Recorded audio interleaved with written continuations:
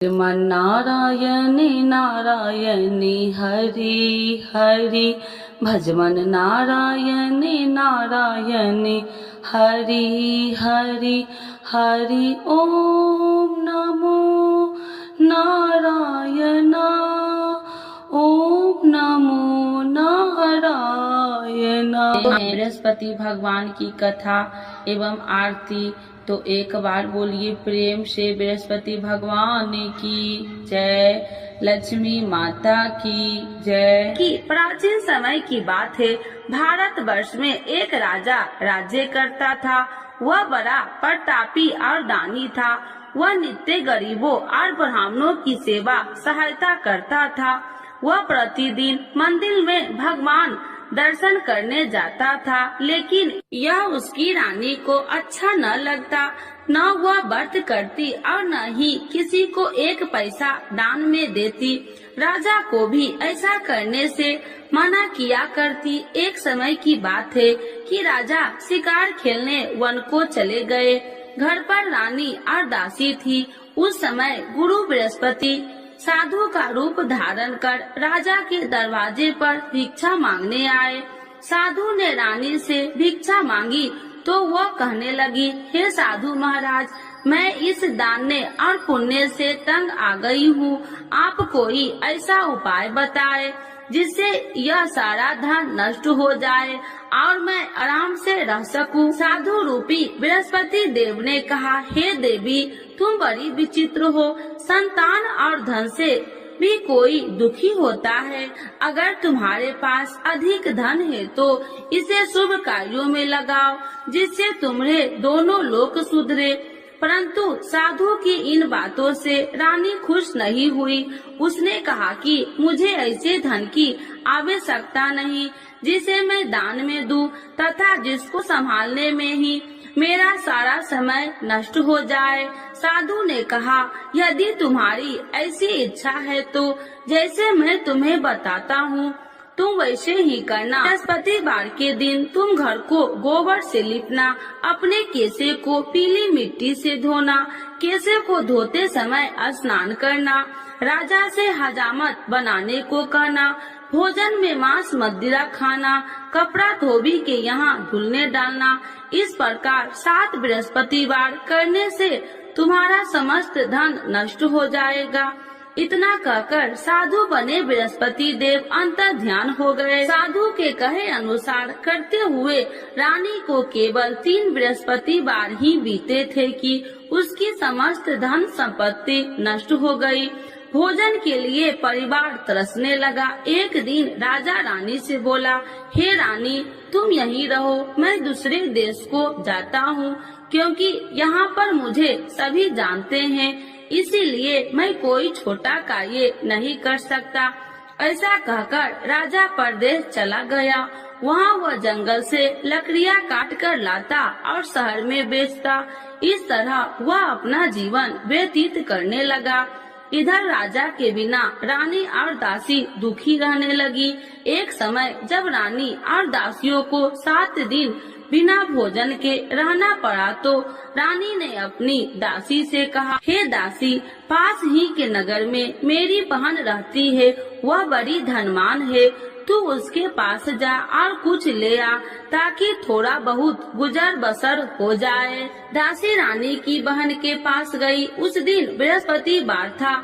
रानी की बहन उस समय बृहस्पतिवार की कथा सुन रही थी। दासी ने रानी की बहन को अपनी रानी का संदेश दिया, लेकिन रानी की बहन ने कोई उत्तर नहीं दिया। जब दासी को रानी की बहन से कोई उत्तर नहीं मिला तो वह बहुत दुखी हुई। उसे क्रोध भी आया। दासी ने वापस आकर रानी को सारी बात बता दी। सुनकर रानी ने अपने भाग्य को कोसा। उधर रानी की बहन ने सोचा कि मेरी बहन की दासी आई थी, परंतु मैं उससे नहीं बोली, इससे वह बहुत दुखी हुई होगी। कथा सुनकर और पूजन समाप्त कर वह अपनी बहन के घर गई और कहने लगी, हे बहन, मैं बृहस्पतिवार का व्रत कर रही थी, तुम्हारी दासी गई परंतु जब तक कथा होती है तब तक न उठते हैं और न ही बोलते हैं, इसीलिए मैं नहीं बोली। कहो दासी क्यों गई थी? रानी बोली, बहन हमारे घर अनाज नहीं था। ऐसा कहते कहते रानी की आंखें भर आई। उसने दासियों समेत भूखा रहने की बात भी अपनी बहन को बता दी। रानी की बहन बोली, बहन देखो बृहस्पति देव भगवान सबकी मनोकामना पूर्ण करते हैं। देखो शायद तुम्हारे घर में अनाज रखा हो। यह सुनकर दासी घर के अंदर गई तो वहाँ उसे एक घड़ा अनाज का भरा मिल गया। उसे बड़ी हैरानी हुई क्योंकि उसे एक बर्तन देख लिया था। उसने बाहर आकर रानी को बताया। दासी रानी से कहने लगी, हे रानी, जब हमको भोजन नहीं मिलता तो हम व्रत ही तो करते थे, इसीलिए क्यों न इनसे व्रत और कथा की विधि पूछ ली जाए, हम भी व्रत किया करेंगे। दासी के कहने पर रानी ने अपनी बहन से बृहस्पतिवार व्रत के बारे में पूछा। उसकी बहन ने बताया, बृहस्पतिवार के व्रत में चने की दाल और मुनक्का से विष्णु भगवान का केले की जड़ में पूजन करे तथा दीपक जलाए, पीला भोजन करे तथा कथा सुने। इससे गुरु भगवान प्रसन्न होते हैं, मनोकामना पूर्ण करते हैं। व्रत और पूजन की विधि बताकर रानी की बहन अपने घर लौट आई। रानी और दासी दोनों में निश्चय किया कि बृहस्पति देव भगवान का पूजन जरूर करेंगे।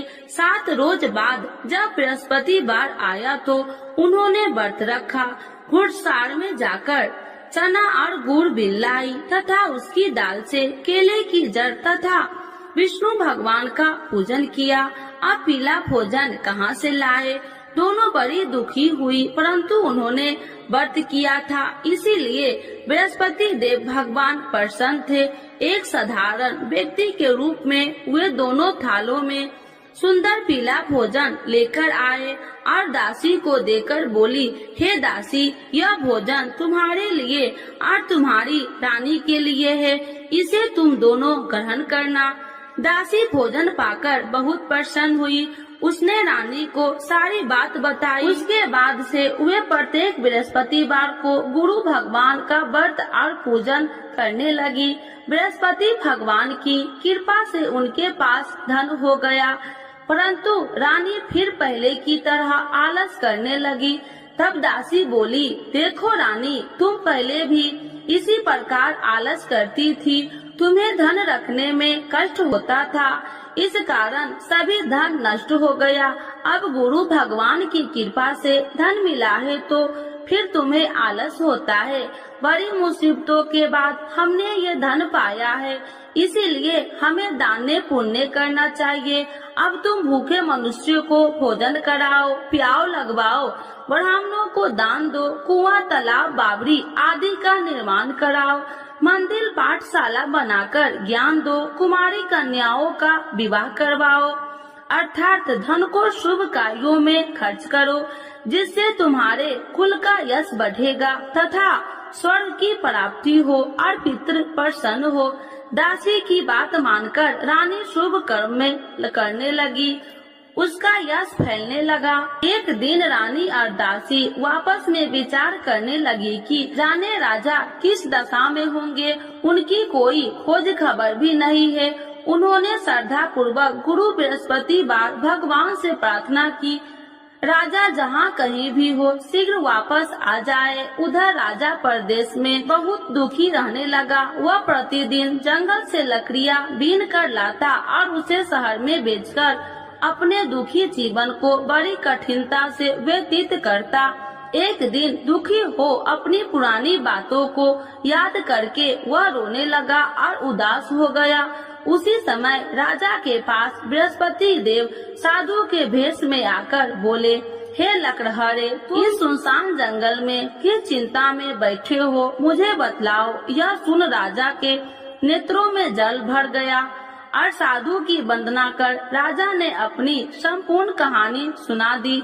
महात्मा दयालु होते हैं। वे राजा से बोले, हे राजा, तुम्हारी पत्नी ने बृहस्पति देव के प्रति अपराध किया था, जिसके कारण तुम्हारी यह दशा हुई।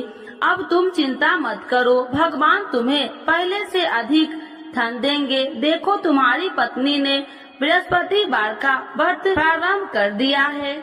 अब तुम भी बृहस्पतिवार का व्रत करके चने की दाल व गुड़ जल के लोटे में डालकर केले का पूजन करो। फिर कथा कहो या सुनो, भगवान तुम्हारी सब मनोकामनाओं को पूर्ण करेंगे।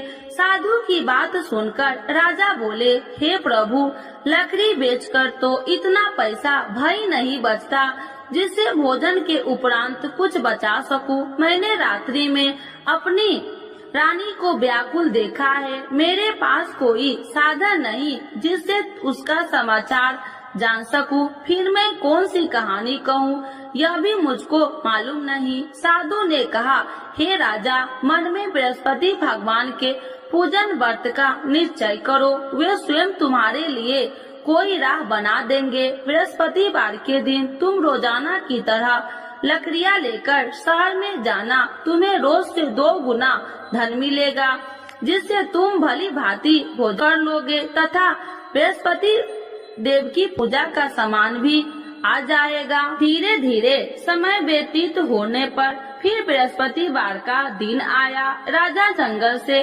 लकड़ियाँ काटकर शहर में बेचने लगा।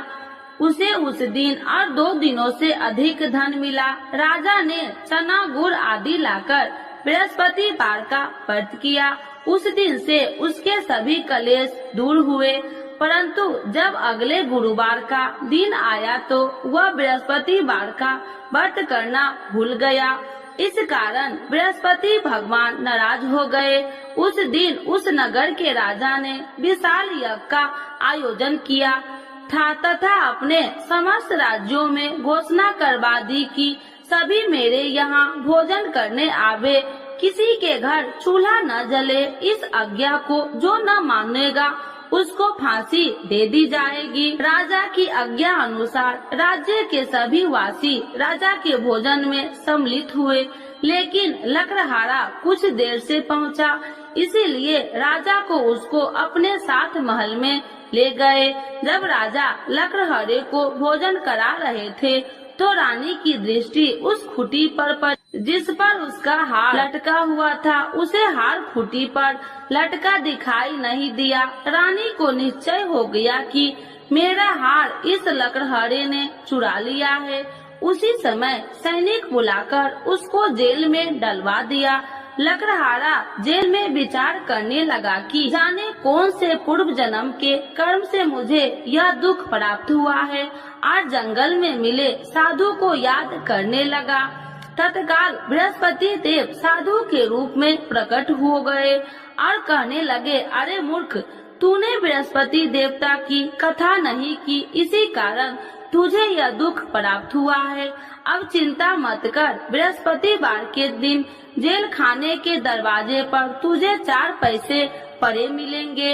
उनसे तू बृहस्पतिवार की पूजा करना तो तेरे सभी कष्ट दूर हो जाएंगे। अगले बृहस्पतिवार उसे जेल के द्वार पर 4 पैसा मिले।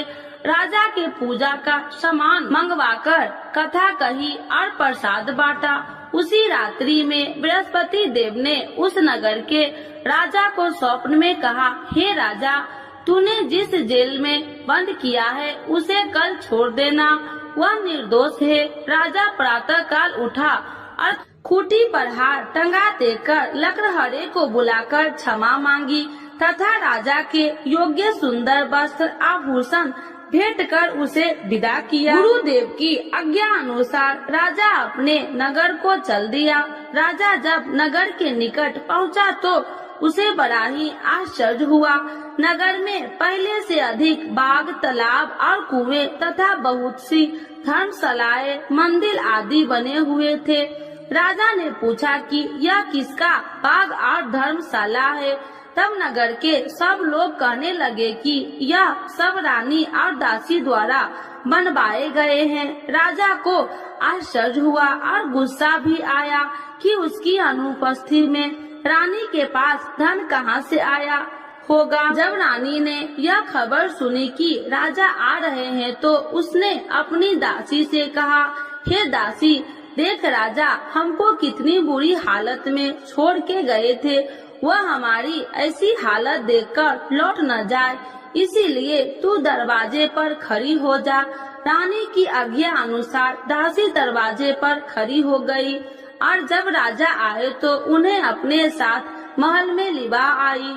तब राजा ने क्रोध करके अपनी तलवार निकाली और पूछने लगी, बताओ यह धन तुम्हें कैसे प्राप्त हुआ। तब रानी ने सारी कथा कह सुनाई। राजा ने निश्चय किया कि मैं रोजाना दिन में 3 बार कहानी कहा करूँगा और रोज व्रत किया करूँगा।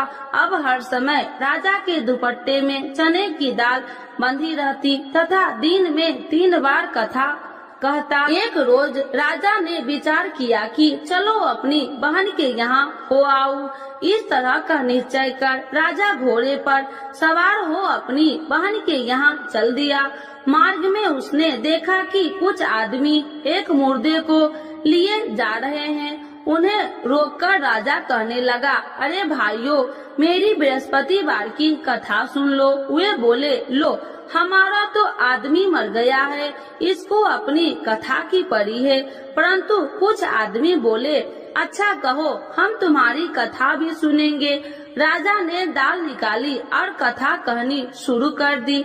जब कथा आदि हुई तो मुर्दा हिलने लगा और जब कथा समाप्त हुई तो राम राम कह के वह मुर्दा खड़ा हो गया। राजा आगे बढ़ा, उसे चलते चलते शाम हो गई। आगे मार्ग में उसे एक किसान खेत में हल चलाता मिला। राजा ने उसे कथा सुनने का आग्रह किया, लेकिन वह नहीं माना। राजा आगे चल पड़ा। राजा के हटते ही बैल पछाड़ खाकर गिर गए तथा किसान के पेट में बहुत जोर से दर्द होने लगी। उसी समय किसान की माँ रोटी लेकर आई। उसने जब देखा तो अपने पुत्र से सब हाल पूछा।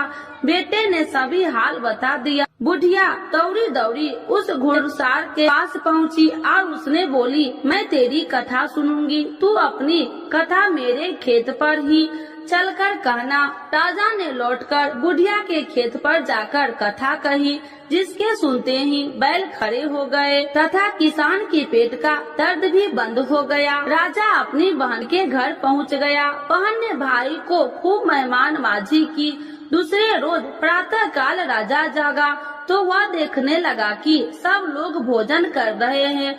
राजा ने अपनी बहन से जब पूछा, ऐसा कोई मनुष्य नहीं है जिसने भोजन नहीं किया हो, जो मेरी बृहस्पतिवार की कथा सुन ले। बहन बोली, हे भैया, यह देश ऐसा ही है। यहाँ लोग पहले भोजन करते हैं, बाद में कोई अन्य काम करते हैं। फिर वह एक कुम्हार के घर गई, जिसका लड़का बीमार था। उसे मालूम हुआ कि उसके यहाँ 3 दिन से किसी ने भोजन नहीं किया है। रानी ने अपने भाई की कथा सुनने के लिए कुम्हार से कहा। वह तैयार हो गया। राजा ने जाकर बृहस्पतिवार की कथा कही, जिसको सुनकर उसका लड़का ठीक हो गया। अब तो राजा को प्रशंसा होने लगी। एक दिन राजा ने अपनी बहन से कहा, हे बहन, अब मैं अपने घर जाऊंगा, तुम भी तैयार हो जाओ। राजा की बहन ने अपनी सास से अपने भाई के साथ जाने की आज्ञा मांगी। सास बोली, हाँ चली जा, मगर अपने लड़कों को मत ले जाना, क्योंकि तेरे भाई के कोई संतान नहीं है। बहन ने अपने भाई से कहा, हे भैया, मैं तो चलूंगी, मगर कोई बालक नहीं चलेगा। अपनी बहन को भी छोड़कर दुखी मन से राजा अपने नगर को लौट आया। राजा ने अपनी रानी से सारी कथा बताई और बिना भोजन किए वह सैया पर लेट गया। रानी बोली, हे प्रभु, बृहस्पति देव ने हमें सब कुछ दिए हैं, वे हमें संतान अवश्य देंगे। उसी रात बृहस्पति देव ने राजा को स्वप्न में कहा, हे राजा, उठ, सभी सोच त्याग दे, तेरी रानी गर्भवती है। राजा को यह जानकर बड़ी खुशी हुई। 9वें महीने में रानी के गर्भ से एक सुंदर पुत्र पैदा हुआ। तब राजा बोला, हे रानी, स्त्री बिना भोजन के रह सकती है, परंतु बिना कहे नहीं रह सकती। जब मेरी बहन आए तो तुम मुझसे कुछ मत कहना। रानी ने हाँ कर दी। जब राजा की बहन ने यह शुभ समाचार सुना तो वह बहुत खुशी हुई तथा बधाई लेकर अपने भाई के यहाँ आई। रानी ने तब उसे आने का उलाहना दिया। जब भाई अपने साथ ला रहे थे तो तब टाल गई, उनके साथ न आई और आज अपने आप भागी भागी बिना बुलाए आ गई। तो राजा की बहन बोली, भाई मैं इस प्रकार न कहती तो तुम्हारे घर औलाद कैसे होती। बृहस्पति देव सभी मनोकामनाएं पूर्ण करते हैं। जो श्रद्धा भाव पूर्वक बृहस्पति वार का व्रत करता है एवं कथा पढ़ता है अथवा सुनता है और दूसरों को सुनाता है, बृहस्पति देव उसकी सभी मनोकामनाएं पूर्ण करते हैं, उनकी सदैव रक्षा करते हैं। जो संसार में सद्भावना से गुरुदेव का पूजन एवं व्रत सच्चे हृदय से करते हैं, उनकी सभी मनोकामनाएं वैसे ही पूर्ण होती है जैसे सच्ची भावना से रानी और राजा ने बृहस्पति देव की कथा का गुणगान किया तो उनकी सभी इच्छाएं बृहस्पति देव जी ने पूर्ण की। अनजाने में भी बृहस्पति देव की उपेक्षा न करे, ऐसा करने से सुख शांति नष्ट हो जाती है। इसीलिए सबको कथा सुनने के बाद प्रसाद लेकर जाना चाहिए। हृदय से उनका नमन करते हुए जयकारा बोलना चाहिए। तो एक बार बोलिए प्रेम से बृहस्पति भगवान की जय, विष्णु भगवान की जय, लक्ष्मी माता की जय। आरती श्री बृहस्पति देव की। ओम जय बृहस्पति देवा, स्वामी जय बृहस्पति देवा। छीने छीने भोग लगाऊं, छीने छीने भोग लगाऊं, कदली फल में बा। ओम जय बृहस्पति देवा, तुम्हें पूरन परमात्मा, तुम्हें अंतर्यामी, स्वामी तुम्हें अंतर्यामी। जगत पिता जगदीश्वर, जगत पिता जगदीश्वर, तुम सबके स्वामी। ओम जय बृहस्पति देवा, चरणामृत निज निर्मल, सब पातक हरिता, स्वामी सब पातक हरिता। सकल मनोरथ दायकी, सकल मनोरथ दायकी, कृपा करो भरता। ओम जय बृहस्पति देवा, तन मन धन अर्पण कर, जो जन शरण पड़े, स्वामी जो जन शरण पड़े। प्रभु प्रकट तब हो करे, प्रभु प्रकट तब हो कर, आकर द्वार खड़े। ओम जय बृहस्पति देवा, दीन दयाल दयानिधि, भक्तन हितकारी, स्वामी भक्तन हितकारी। पाप दोष सब हरिता, पाप दोष सब हरिता, भव बंधन हारी। ओम जय बृहस्पति देवा, सकल मनोरथ दायकी, सब संशय तारो, स्वामी सब संशय तारो। विषय विकार मिटाओ, विषय विकार मिटाओ, संतन सुखकारी। ओम जय बृहस्पति देवा, जो कोई आरती तेरी प्रेम सहित गावे, स्वामी प्रेम सहित गावे। ज्येष्ठानंद बंद सो, ज्येष्ठानंद बंद सो, सो निश्चय पावे। ओम ओम जय बृहस्पति देवा, स्वामी जय बृहस्पति देवा।